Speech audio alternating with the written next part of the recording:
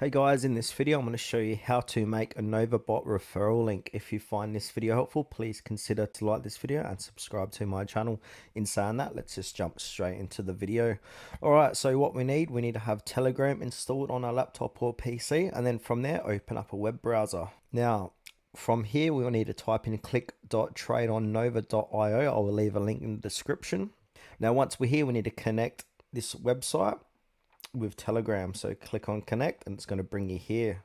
And then once you're inside here, we need to click on the menu button and then click on start, and then from here we need to click onto referrals, and then it will say ready to access your referral link. Follow these simple steps.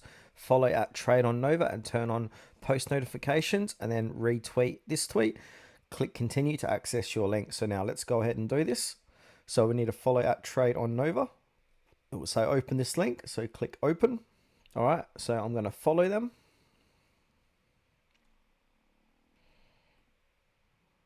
And then if we come back to Telegram, we also need to retweet this tweet. So I'm going to click on that, click open.